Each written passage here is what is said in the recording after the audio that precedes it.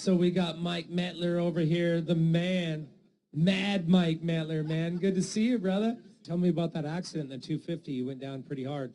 Yeah. I broke my two #1 ribs, broke my T4, T5, broke my back, broke my sternum. I had 2 teeth reconstructed and almost bit the tip of my tongue off, but it was hanging on, so it reattached itself. So that was just 2 months ago, and now here we are again, and these guys are stepping up, making it happen. So. You know why you're called Mad Mike, dude. What else are you going to say, right, man? You feeling 100%? Not even close. Not even close. So I'm scheduled for surgery, but what they told me was basically if you re-break anything, we'll fix it when you come back in. So I said, let's go to Baja and race. 223X Mike Mettler and 228X Scott McIntosh.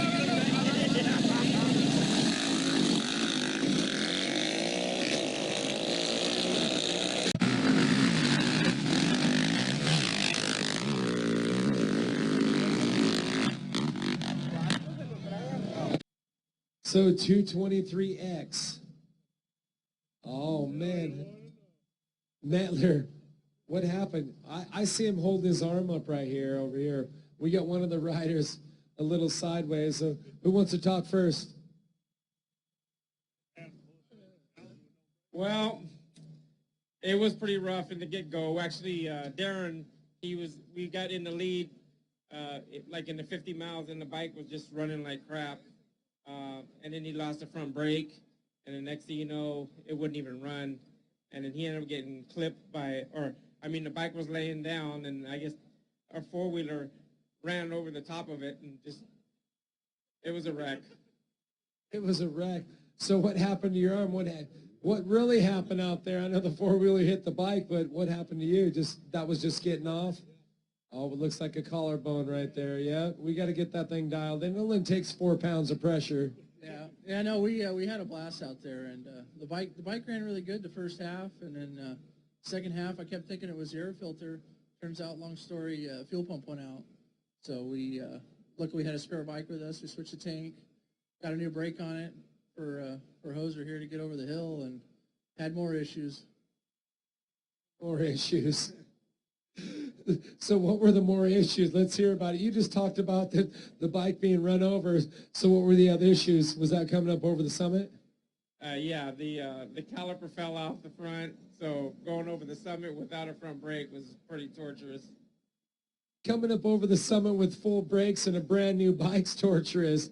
So no front brake, and as we all know, anybody that races off-road or anybody that ever rode a bike, very important, man. But you made it down. You guys got it to the finish. Very important. Yeah, well, I mean, we were doubting it. We're not used to dealing with the fuel-injected bike, and we just started changing parts and got it running. Got it running again. But you guys are at the finish, man. I know you guys got some great sponsors on the side of Mettler's bike. He's right over here. Oh, he's got the light. Yeah, I'm looking into the light. The madman right here, Mike, man.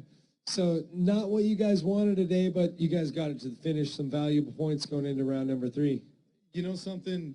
We may not have finished first, but nobody finished with more heart than this team.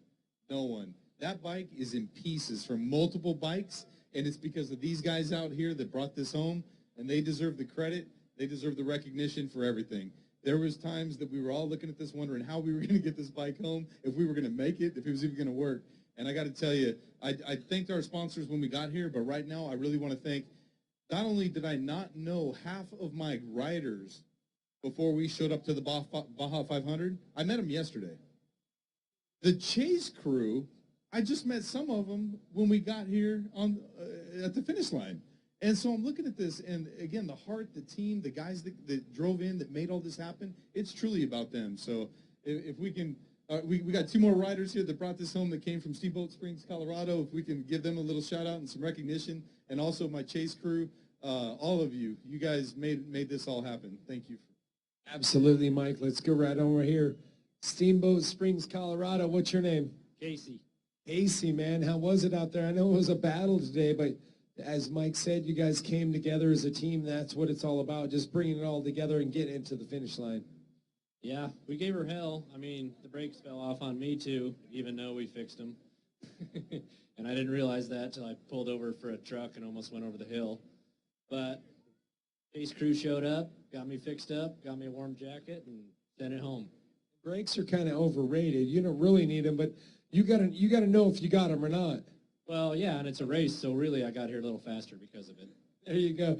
And I'm just kidding. You need some brakes. And who's our other rider over here? He's locked and loaded. He's got the six-pack. He's only got one left. That's how good it's been up here.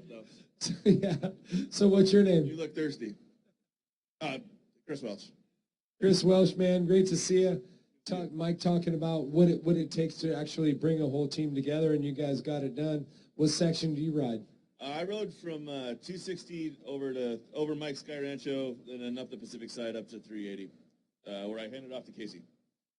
And it was awesome. I had a great ride, actually. Oh yeah, that was the easy stuff, right? Yeah, There's no easy stuff down here. Who are you lying to, man? You're talking to Rat over here. Well, no, and that's the reality of racing in Baja. It's not meant to be easy. None of this stuff is supposed to be. There'd be 3 times as many people down here doing it if it was. That's what's fun about it, and that's what's awesome about this type of crew that can come together and say, yeah, well, we broke the bike again. We broke one of our riders, and so forth and so on. That's the realities of racing down here, and that's fine, and that's why we're down here, and that's why we're not normal human beings back home, and down here we can be ourselves and have fun and challenge everything and push ourselves and just enjoy it.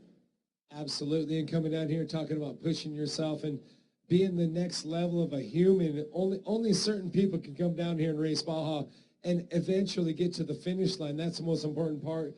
Talk about attrition. You guys all put it together and made it happen, man. That's where, and Mike said, you guys didn't really all know each other coming into this, but you guys came together, and you guys are all a tight-knit group.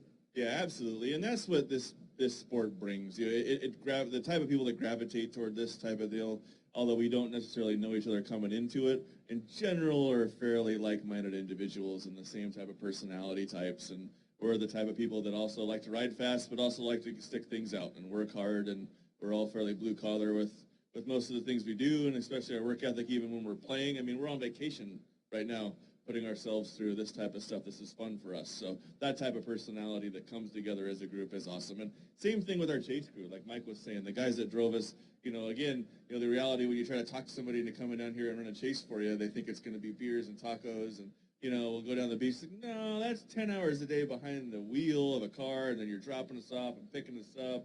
And those guys worked their butts off to get us to here. So also just another big shout out to those guys that really make this happen. You touched on a couple things. First of all, yeah, it's all about beer and tacos and racing. And yeah, you're a bunch of sick and twisted individuals all teaming up here on this 223 bike.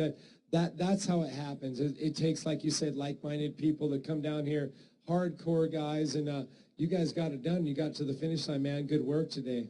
Yeah, we're here. That's the ultimate goal of this whole deal. As we mesh and figure it all out, we'll start working our way up the podium again, and that's the way it is. It's Baja. I'm scared to see what next time is going to bring. I know you guys are going to be on top of the box for sure.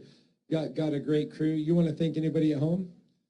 Well, yeah, my crew chief, Dominique, isn't here right now. She had to stay home and work, and she's caretaking the ranch back home for me right now, so thanks to her. The ranch back home, what kind of ranch? It's, in addition to my other 3 or 4 jobs that I have in Steamboat, I manage about 1,200 acres outside of Steamboat Springs, so she's there keeping an eye on things while I'm down here, having fun. So you don't do much back home. Jeez, you're on the gas for sure. No matter where you go, you're just on the gas and pin for sure. Well, great to see you guys here, and congratulations for making it to the finish, man. Saludos. You guys get a beer and a taco. You got one more. Actually, you got a place for 4 more tacos in there. No, I'm good on that. I'll hold off a little bit later. I'll be ready a little bit later. I think I get off about 4 a.m., and I'll take you up on that beer. And who else do we have over here? I already went. You already went. We already talked to you. I'm just continuing. So, hey, gee, I'm more delirious to you guys for sure. But, hey, well, Mike, great job. Congratulations to the whole team. And great to see you guys all coming together, especially a new team and getting it done. Attrition, making this thing happen and putting it back together. Good work to you guys, and we're looking forward to seeing the Baja 400. We'll see you there.